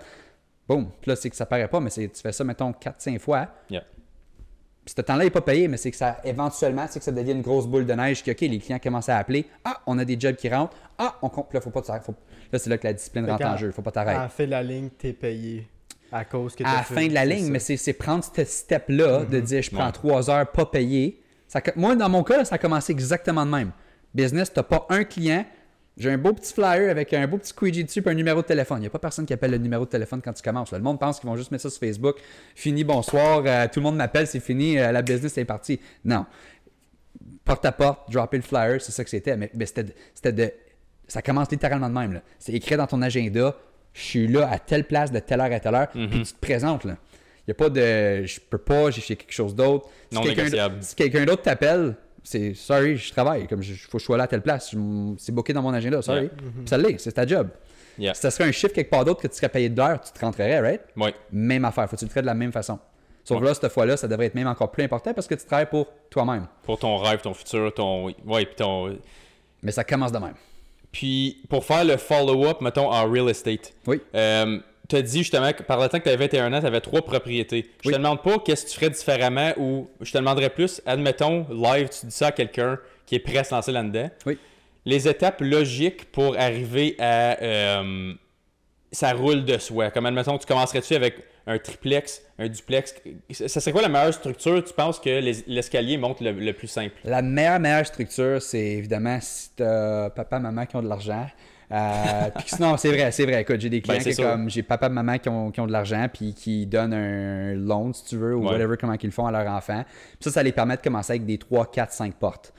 Il y a beaucoup plus d'argent à faire dans du 3, 4, 5 portes que d'acheter un single door. Mon parcours, personnellement, c'était que j'achetais des semi-détachés ici, mais juste un côté. Dans le temps, quand j'avais 18, ils se vendaient à peu près à 198 000. Sauf que là, tu mets une mise de fonds de 20 qui était 39 000 à peu près. Là. Ça semble beaucoup dans ce temps-là, mais là, on sait qu'avec le marché de nos jours, cette même unit-là de 200 000 vaut maintenant 400 450 000. Bon, oui. Mais c'est ça, mon point où je vais avec ça, c'est moi, j'ai commencé de même. J'ai commencé avec des semi-détachés, cave pas fini, c'était deux chambres à coucher, super simple, un étage. Straight pipe. Ouais. Là, j'en ai acheté un deuxième, troisième. Ces trois-là, l'argent venait direct des poches. Ça avait des vides, ligue de basket. Thank God, justement, à cet âge-là, j'étais comme bien, comme si tu veux. J'avais des bons mentors, là, parce que c'est facile. Achète des chars malades, des rentre dans la drogue, tu sais, comme. En tout cas, je la mettais toutes de côté. Ça c'était bon. Mais dans mon cas, moi, c'était toutes des single units. Éventuellement, après ça, ce qui est arrivé, c'est que le 4e, 5e, c'est que j'ai été capable de refinancer une partie de ces units-là. Soit à la place d'avoir à arriver avec 100% de la mise de fonds de mes propres poches, j'avais juste besoin de mettre peut-être 50% sur par exemple, on dit un chiffron, mettons, il me fallait 60 000 de mise de fonds de ma poche. Je prenais un 30 000 qui venait des 3-4 propriétés que j'avais déjà achetées parce que la valeur de ces propriétés, elle avait augmenté. J'étais capable de prendre une partie de ça pour mettre sur le 60 000 qu'il fallait que je mette pour la prochaine propriété. Je mettais, mettons, un 30 000, puis là, il fallait juste mettre un 30 000 de ma poche. Yeah. La 5e, c'était un moment donné, j'étais à un point que j'avais même plus besoin de mettre une seule de mes poches. C'est là. C'est ça, c'est que la mise de fonds venait du refinancement des propriétés. Où ce que j'étais chanceux, c'est qu'entre 2018 ans, j'avais 2013, c'est ça? Oui. Ouais, j'avais 2013. Soit entre 2013 puis 2019, c'est que j'avais comme 7-8 propriétés avant le COVID.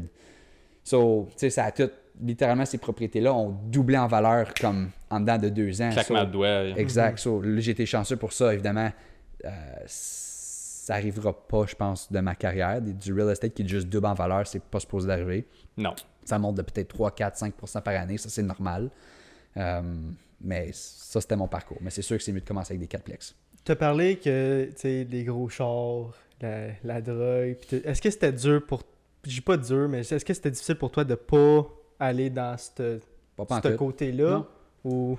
Non, high school, écoute, je faisais juste des sports. Je faisais comme 6 sports. Quand l'argent commençait à rentrer. Ah, OK, quand ça commençait tu voyais que, tu sais, OK, pas I made it, mais tu sais, j'ai réussi ce que je voulais. Est-ce que c'était dur de mettre l'argent de côté? J'avais jamais mis de priorité comme sur des chars, des affaires de même. Okay. So, éventuellement, c'est que ça devient une business.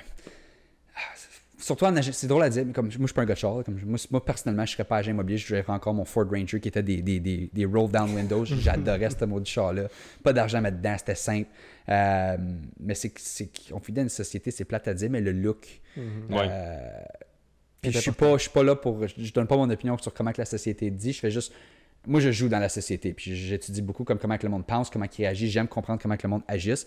Puis, comme je te dis, il y a du monde qui aime prendre leur temps et leur énergie pour essayer de faire comprendre un message, puis de changer ça. Moi, je m'en sac personnellement. Moi, je comprends comment que la société réagit, puis je m'adapte à ça. So, tu vois un agent immobilier, mettons, tu sais, quand j'ai commencé, j'avais de l'air à comme 18 ans, là. J'avais comme 22 ans, 23 ans, mais j'avais de l'air à 18 quasiment. Tu vois un agent immobilier arriver dans un suit, dans un Ford Ranger avec des roll-down windows, pas d'air conditionné dans le char, évidemment. Ça n'a pas de l'air professionnel versus un char qui est de plus haute classe. Mm-hmm. Tu peux être aussi bon et prêt à mettre autant d'heures pour ton client, puis prêt à faire n'importe quoi pour ton client, ça ne change rien. Le look est déjà clair que cet agent-là, avec le beau char, est meilleur que... C'est plate, mais c'est de même la société marche. Comme je te dis, je ne suis pas là pour la changer. Fait que tu t'es adapté. C'est ça. Mais c'était pas dur pour toi de pas aller over the top? Non, Puis non. aller... OK. Non. Parce qu'on voit souvent ça, tu sais, non. des jeunes qui Non. font de l'argent vite, puis qui ont de Moi, l'argent, puis là, ils je l'investissais se tout. lancent, puis... Je l'investissais tout. Moi, c'était vraiment là, je mettais mon argent. Comme là, c'est sûr que là, tu sais, je me suis payé une couple de belles petites bébelles, mais j'aurais jamais acheté ces bébelles-là au début. Là, puis qu'à un moment donné, le débat, c'est comme, encore là, when is enough enough? J'ai 15 portes présentement, puis je pense pas j'en veux plus. Comme c'est assez, je sais c'est quoi que ça va me donner comme pension quand je vais en avoir 50. Puis pour moi, c'est assez. Sur un moment donné, c'est d'être capable de prendre ça puis de l'enjoy, mettons, comme un bateau. Mettons, je peux l'enjoy avec des amis, je peux l'enjoy avec ma famille. J'adore ça. On n'a pas de chalet, nous autres. Nous autres, le bateau, c'est le chalet. On passe bien du temps là-dessus, les soirées, les fins de semaine. C'est une maudite belle excuse pour passer du temps avec ta famille. Pour moi, ça vaut plus qu'acheter un autre unit qui, évidemment, va faire plus d'argent que mon bateau. Le bateau va déprécier en valeur, on le sait tout. Mais pour moi, ce bateau-là vaut plus cher que la maison à cause des connexions émotionnelles que je vais faire avec. Nice. Ouais. Puis, autre que tes 15 portes, tu t'es capé, là, mentalement, t'es good avec ça. Comme tu dis, t'es capable de prendre un peu, justement. Je suis pas good avec ça. Pas au dépend. Je vais pas acheter une 16e porte au dépend de mon style de vie. OK. Pour garder l'équilibre que tu essaies d'accomplir pour ton medium long term. C'est ça. OK, fair enough. Si acheter une 16e porte, vous dites ça va diminuer mon temps que j'ai et ma qualité de vie. Gros non. OK. Si la 16e porte arrive naturellement à cause de l'extra, si tu veux, là, fine. Comme du bacon. OK. Sure. Sounds good. Puis, OK, mais là, justement, OK, tu as 15 portes. Comment d'autres que tu diversifies tes investissements? T'es-tu dans les stocks, dividendes? Comment d'autres que tu investis, fonds mutuels? Que c'est d'autres que... Comment tu gères ta tarte, mettons? Sure. Parce que ça se run pas mal dans le background pendant que toi, tu fais juste mettre ton fonds là puis tu le laisses travailler pour toi, right? Oui puis non. Je faisais des stocks à l'université, mais je n'ai pas fait tant que ça. Là. Je n'ai fait 2-3 ans. Présentement, je te dirais là, que 100% de mon portefeuille est dans le real estate en ce moment, présentement. Ouais. Mais c'est garanti, c'est ça qui arrive. C'est garanti. Puis ce qui est le fun avec le real estate, c'est que par exemple, tu achètes, on va prendre l'exemple de ce un unit-là, le premier unit que j'ai acheté en 2013, 198 000, mise de fonds de 39 000, vaut maintenant 450 000. Dans ce temps-là, quand je l'ai acheté à 198 000, ça se louait à 1050 $ par mois, je pense que c'était. Puis je pense que le rent initialement était à 980, puis j'étais capable de négocier à 1050 parce que ça n'arrivait juste pas sinon. Yeah. Mon prix d'achat est quand même 198 000. Il vaut 450 000. Mais là, le rent, maintenant, il se loue en ce moment, il était à comme 1004, là, mais il pourrait être à 1950, littéralement. Non seulement tu continues à payer ton hypothèque comme si tu l'avais acheté à 198 000, mais tu as fait un double dipper. Tu as fait de l'argent avec le rent qui a augmenté, tu as fait de l'argent avec la valeur de la maison qui a augmenté, puis tu as fait de l'argent avec l'hypothèque, la valeur ce que tu dois à la banque a diminué pendant 10 ans de temps. Quand on y pense, il reste 15 ans. Dans 15 ans, il y a un pays, cette propriété-là. Après ça, mes dépenses sont juste mes taxes, mes assurances, le reste, c'est une pension. C'est ça que c'est. Pour moi, à mon âge, moi, je pense que quand tu es jeune, le meilleur investissement, c'est le real estate. Okay. Si tu veux être riche vraiment, vraiment, vraiment, vraiment vite, non, c'est pas le real estate. Si tu veux être riche, garanti d'être riche, éventuellement, ça prend 25 ans, real estate. C'est aussi simple. Ça prend 25 ans, c'est aussi simple que ça. Mais tu es garanti d'éventuellement l'être. C'est ça. Puis surtout, justement, avec la femme, les enfants, puis tout ça, ton garantie fait bien plus plaisir à tout le monde alentour de toi qu'autre chose, que gambler, que prendre des risques dans justement des stocks, puis tout ça. Puis c'est pour ça, moi, j'ai fait mes erreurs. J'en ai perdu de l'argent dans le stock market quand j'étais un peu plus jeune. Là, à Star, comme je te dis, j'ai investi plus dans des stocks avec des dividendes. Yep. Le prix fluctue. Tu sais, comme mettons, tu prends le S&P 500, il monte de 5 à 7% annuellement. Ça, c'est plus safe. Je suis rendu plus dans ces des ETF, je présume que c'est quoi. Oui. Je suis plus là-dedans que justement prendre des risques sur, mettons, les stocks de cannabis, ça devient légal, puis ci, puis ça. Je me souviens, on avait parlé là, comme 5-6 ans, moi, plutôt. Ça fait plus que ça même. Puis on avait avait investi parlé. beaucoup dans le temps, à 18, 19, 20 ans, là, dans la marijuana. Mais ouais. pour être honnête, moi, c'est la seule affaire probablement que j'ai investi, c'est probablement la Ben, c'est marijuana. parce que c'est parce que c'était la nouvelle de l'heure, right? Ouais. C'était comme, OK, ben comme ça va exploser, puis ça allait exploser, mais dans l'autre direction, long terme. Là. Mais je m'en souviens, j'ai fait des erreurs. Moi, je me pensais Warren Buffett. Là. So, j'ai acheté, je te niaise pas, man, j'ai mis comme 20-30 000 piastres dans des stocks de potes. J'étais rendu à 120% de profit. Puis j'ai vendu une petite partie, puis je l'ai regardé devant mes yeux. Là. Crashé, hein? Je le regardais aller, puis je suis comme, ça va remonter, c'est long terme. Moi, à chaque fois, je faisais 20%, et entre 20 et 25%, je vendais right away. C'est ça que je fais à Star. OK. Mais c'est déjà malade. Dis, tu fais 7%, 10%. Mettons quelqu'un qui dit je fais 7% par année sur mes investissements, c'est bon. 10%, c'est bon. Dis que tu as fait 20-25%, mettons, en 3-4 mois avec des investissements, c'est malade. C'est malade, mais t'en veux plus. C'est parce que l'affaire, c'est ça m'a hypnotisé parce que j'ai fait 120% en genre 8 mois, puis je suis comme, moi, je suis en tabarnak, qu'est-ce que je fais là? Ça monte, là. Moi, là, dans 10 ans d'ici, man, je paye la ronde à tout le monde ici, pas de trouble. Puis ce 20 000-là, live, il vaut plus une scène. Ouais. Comme, je dis pas que je l'ai perdu le 20 000, mais je l'ai vendu comme en fraction, mais je l'ai vu tomber devant mes yeux, puis je suis comme, OK, des fois, it is too good to be true. Puis ça l'était, parce que tu as vu le cannabis faire boom, puis c'est comme pendant la COVID, tu as vu le crypto faire boom là-dedans. Les deux ont... Puis pendant la pandémie, j'aurais aimé ça, le 20 000 que j'ai fait, j'ai mis dans le cannabis, là, si je l'avais juste gardé de côté, puis j'ai fait de l'argent pendant la pandémie aussi avec des stocks, des 40, 50, 70% en dedans d'un an, parce que tout le marché a juste fait comme, qu'est-ce qui se passe là, c'est pas... 2020, c'est une année que tu pourrais quasiment mettre de côté, puis comme... C'est pas Il n'y a rien de ça qu'on est censé voir, techniquement. Yep. Dans tous les marchés, que ce soit les chars électriques, le cannabis, les cryptos. On a juste vu tout boum, boum. Puis là, comme ça recommence un petit peu, mais comme on est clairement dans une récession en Amérique du Nord. On n'en parle pas bien parce que on sait que tout le monde est dans la marde, mais personne n'en parle. C'est vrai. Non, mais c'est vrai. Fait que là, je suis comme, OK, ben là, moi, à Star, comme oui, je mets, comme je te dis, TFSC, t'as ton 6 000 annuel, j'ai mon FHSC, car j'ai pas de propriété à mon nom encore, je le loue présentement. Oui. Pendant que ma blonde finit ses études, puis qu'elle va commencer sa job avec un salaire fixe qui rentre, tout ça. Là, je pense déménager, puis fonder ma famille, puis tout ça. Mais en tout cas, ça sera pour le futur. Mais pour live, là, je suis comme, OK, je peux caper 14 000 $ for sure, là, avec le FHSC puis le TFSC. Je paye pas une scène de taxe là-dessus. Puis tu sais, le FHSC, je suis comme, OK, c'est pour un down de maison, je peux pas la perdre, cet argent-là. Je l'ai tout mis dans un GIC à comme du 4,8%. Puis là, j'investis tout mon 6 000 annuel dans des ETF à dividendes parce que je suis comme, je veux plus niaiser avec les stocks qui font ça, puis ça. C'est stressant. Cet argent-là, on l'a besoin plus que jamais à cause de l'inflation. So là, je suis comme, justement, le real estate, je suis comme, OK, ben, il faut que je t'en parle parce que... C'est safe. Puis pour revenir aux stocks, je dis pas que les stocks, c'est pas une bonne move, mais moi, ma stratégie éventuellement, ça serait de... advenant que, mettons, mon immeuble fait, par exemple, je sais pas mal avec des chiffrons, là, là, évidemment, l'immobilier total vaut un certain montant. Oui. J'ai une dette totale que je dois. Oui. Puis après ça, évidemment, si ça, c'est tout payé, ben, je vaux le montant clair que toutes les maisons vaut. Mais l'idée, c'est que cette dette-là baisse d'un certain montant par année. Oui. Advenant que c'est 100 000, par exemple. Moi, ma loi, c'est que je peux investir la moitié de ça dans le marché immobilier. En autre mot, c'est que ma valeur nette, si tu veux, elle augmente, mettons, de 100 000 par année à cause la dette, elle descend de, mettons, 100 000, right? Yeah. Moi, je me dis que si je mets 50 000 dans les stocks, advenant que je paye 100% des stocks, on s'entend-tu que perdre 100% des stocks, c'est quasiment impossible? Ouais. Mettons que tu perds 50%, c'est déjà beaucoup. Là. Mais mettons que tu as mis 50 000, tu perds 50%, tu as perdu 25 000, right? Yeah. Ben, dans mon année, c'est quand même lucratif parce que mon real estate va avoir fait 100 000 puis m'avoir perdu 25 000 là. J'ai quand même fait 75 total, si tu veux, right? Tu me suis? Yeah. Ça, c'est un peu ma règle, c'est que je ne mets pas plus que 50% dans les stocks que qu'est-ce que mon gain capital total de mon immobilier fait. OK. Fait que ça te protège dans le background par rapport à ça. Dans le grand scheme of things, c'est que ça te protège, oui. Puis, c'est comme que ta perte, elle peut être un gros gain aussi, right? Dans le... Oui, absolument. Ça, c'est comme worst case scenario, comme tu dis. Moi, je fais un worst case. Là. Mes stocks baissent de 50%, qui est énorme, mais mettons que ça baisse de 50%, je suis quand même safe.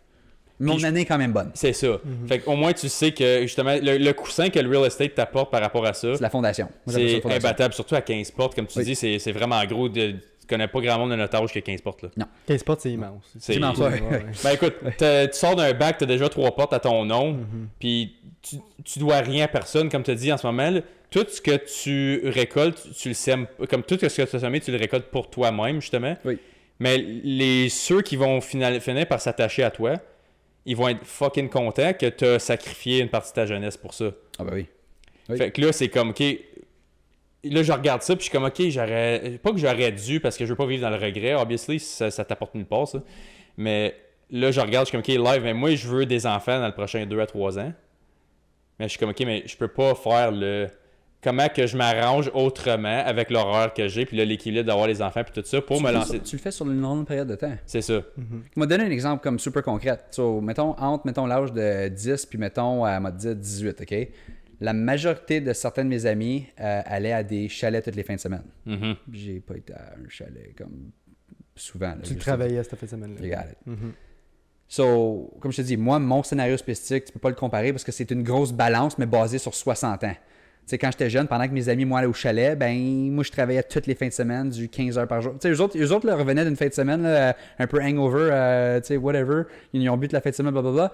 Moi, j'avais fait 30 heures dans la fin de semaine. J'avais fait 2 journées de 15 heures. Tu sais, c'est comme. Qui est une semaine pour bien du monde. Là, multiplie ça sur, tu sais, 10 ans quasiment. So, puis là, mais par exemple, j'ose espérer, à 50 ans, ça va être moi qui vais être au chalet pendant que peut-être certaines autres personnes vont falloir qu'ils travaillent parce qu'ils n'ont pas mis d'argent de côté pour leur pension. Avec les problèmes de dos, puis la fatigue, les enfants. J'espère que mes amis ne se rendent pas là. C'est pas ça l'idée. Je fais juste dire que dans je viens de te montrer une période de temps que sacrifice. Dans ton cas, ça serait plus, puis il n'y a rien de mal avec ça, mais c'est de le faire sur un steady pace. Yeah. Juste avec ta mentalité, on le voit que tu cherches toujours à t'améliorer puis à trouver le prochain, si tu veux, problème, puis la solution à. C'est clair. Je peux déjà te dire que je sais déjà que tu vas te rendre quelque part. C'est juste, est-ce que tu vas le faire en une flèche droite? Non. Ça va être sur une belle. Surtout qu'il veut des enfants dans les 2 absolument. prochaines années. C'est beau, ça, man. Tu veux pas être le gars qui, comme je te dis, qui a 55 ans, puis qui a pas de famille, puis qui a pas d'enfants, ou qui a des enfants, puis les enfants veulent juste le tuer. Tu sais, regarde mon cas, moi et mon père, moi et ma soeur, on haït notre père. On veut rien savoir, on va pas être à son funéraire, rien de ça. Il est pas mieux, tu comprends ce que je veux dire? C'est ça. Qu'il soit bien financièrement ou non. C'est juste comme. Sac. Tu sais, comme. Yeah. So, tu veux pas, ça, c'est de faire un in-between dans tout ça. Mais chaque personne est différente aussi. Chaque personne va avoir une croissance de vie différente puis qui va se rendre à certaines philosophie, c'est ta raison, mais si tu le regrettes, do something about it. C'est ça. Si tu le regrettes pas assez, ben, tu feras pas quelque chose about it. Puis Ben, il est pas mal day one ou que one day. Moi, je suis plus one day. Moi, je vois plus ça comme j'ai le temps encore. Puis Ben, il est stressé tous les jours. Puis il faut que ça s'aille comme ça. On dirait que je suis tout le temps en retard. Mais c'est bon, ça. Absolument. J'aimerais beaucoup mieux avoir la mentalité de Ben que ma mentalité. Mais tu sais, chaque personne est différente. Tu vois, moi, juste le concept d'arriver en retard, comme gars ici, on s'avait dit à E20 aujourd'hui. Là. Ça te stressait. Moi, comme faut que je sois là, moi, E5 et 10, c'est comme E20, moi, c'est en retard. Comme tu me dis, E20. C'est sûr que la cloche a sonné pas mal à E20. Ouais, mais c'est ça, mais on s'est sonné à E20. Il me semble que c'était E20, là. Je me suis fendu en 4 pour le faire à E20 parce que je suis comme, j'y ai dit E20. Je sais pas qu'est-ce qu'il est en train de faire. Ça, pour moi, ça, c'est pas grave. Je le sais, mais si ça aurait été juste sur moi, là, j'aurais arrivé ici à 5, j'aurais attendu dans ton driveway, puis je suis comme, OK. On s'est dit qu'on se rencontrait quelque part à 6h15 pour partir ensemble, arriver ici. Puis il est comme, moi, je suis trop stressé, je vais arriver là à 6h05, je suis trop stressé. Je suis comme, pas trop, man, je vais arriver à la même heure. Là. Physiquement. Ça, c'est juste un trait de personnalité. Je pense pas que ça a vraiment rapport avec. Non, c'est ça, mais je suis de même avec tous les petits aspects. Genre, comme même, mettons, je travaille à 6h la fin de semaine. J'ouvre le bateau à 6h le matin, la fin de semaine. Je suis là à moins quart. Pas besoin d'être là. Il n'y a rien qui se passe. Personne n'est là. C'est pas ouvert. Je suis juste physiquement capable de pas le faire. Mais là, je suis comme, OK, mais utilise ça à ton avantage pour les choses qui vont t'apporter plus loin, right? C'est comme tu as dit, je te mets prêt à ton 3 heures puis bloque-les pour ça parce que je suis capable de le faire. Oui. Mais j'ai jamais trouvé ma niche spécifique que je voulais le faire. Puis là, quand Josh est venu avec l'idée du podcast, justement, j'étais comme, OK, mais cette 3 heures-là, je pourrais le mettre là-dedans. For sure. Fait que là, à toutes les semaines, on est là, on n'a pas skippé une semaine, puis on s'est dit, on skippera jamais une semaine. Puis ça qui est le fun, c'est qu'on aime ça, right? Fait que là, ça c'est super important. Ça rend la tâche plus facile, right? La question, c'est est-ce que tu le ferais pour free? Puis moi, ma job, je la ferais-tu pour free? Oui, j'adore. Je le faisais pour free avant de me lancer là-dedans, littéralement. Puis je serais prêt encore à le faire pour free. Obviously, c'est le fun d'avoir le bonbon puis la récompense à la fin de la ligne. Quand tu sais que tu as fait une bonne job, c'est le fun d'avoir cette maudite récompense-là. Mais comme AVC, si vous aimez ce que vous allez faire, vous allez vous rendre quelque part, ça c'est certain. En parlant de le faire pour free ou de la récompense qu'il y avait, conte-nous l'histoire en détail de ce que tu voulais, tu nous l'avais dit avant, là, avec ton échelle pour Crystal Clear. Ben, on parlait de mentalité tout à l'heure par rapport à, comme tu sais, c'était quoi ta mentalité versus comme une phase spécifique de ta vie. So, ça, c'est quelque chose que j'ai fait dans le temps que je pense vraiment pas que j'en ferais présentement. Mais dans ce temps-là, je venais de commencer la compagnie de lavage de vitres. On avait peut-être, ça faisait 2-3 ans que je l'avais. On faisait un condominium dans le coin de Embrun, sur la rue Equinox. Je pourrais même vous dire exactement la rue et la fenêtre spécifique. C'est une échelle de 36 pieds. Sauf que vous mettre en perspective, chaque étage, c'est à peu près 10 pieds d'habitude. L'échelle était extendée au maximum sur 36 pieds exacts. Mes 2 pieds étaient sur la dernière barre de métal complètement en haut.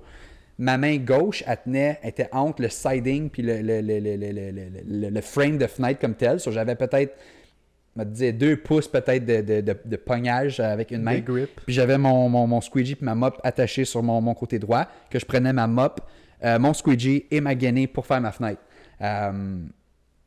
Est-ce que je voyais même pas un problème, moi, personnellement, dans ce temps-là spécifique? C'est juste pour vous donner une idée que ma mentalité, à cet âge-là spécifiquement, sans le savoir, j'étais littéralement prêt à mourir pour faire la job, nécessairement. Parce que ça prend juste un petit slip, puis t'es en bas de l'échelle. Oui, mais comme je te dis, à ce moment-là spécifique, je le réalisais même pas. Moi, c'était la fenêtre, il faut qu'elle soit faite. Ma mentalité, c'est j'ai eu le contrat, il faut que je le fasse. It is what it is. Yeah. Puis il fallait que ça soit fait. J'avais la mentalité ici. Il fallait que ça soit fait aujourd'hui parce que ma semaine était pleine. Là. J'avais pas le temps de revenir ou de figurer le problème. Il fallait que ça soit fait. So, c'était Alex Godin, un gars de l'escale que j'avais engagé pour la journée pour tenir l'échelle. On en parle encore à chaque fois qu'on se voit, mais c'était, comme je te dis, je ne le referais pas. Mais dans ce temps-là, c'était. Mais ça montre vraiment la mentalité que t'avais et tout quand t'étais jeune. Là. 36 pieds, là, comme je te dis, je parlais justement de ça à Josh il y a comme 2 semaines. J'ai déjà sauté dans un lac de 36 pieds. C'est où en crise? Oui. T'as une échelle, t'as pas d'harnais. Puis il n'y a pas d'eau en dessous, c'est du parterre. Là. Puis tu tombes par en arrière ou mettons le frame de fenêtre, il pète, là, il casse. Là. T'es fini. Là. Tu veux être mort à ce point-là. Tu veux pas être paralysé à la vie. Là, non. Tu veux être mort. Il n'y a aucun beau scénario qui sort de là. Fait que là, je pense qu'on a fait pas mal le tour côté business, côté investissement, côté tout ça. T'avais-tu une autre question par rapport à investissement, tout ça? Y avait-tu des questions que tu voulais en discuter ou en parler? Non. OK. Fait que là, moi, j'ai une dernière question pour toi avant qu'on conclue avec... on a inventé un petit concept pour nos prochains invités. Je te l'avais déjà parlé quand on avait fait un petit... So, ma question, c'est plus personnel. Ça n'a pas rapport à ce qu'on vient de couvrir depuis le début.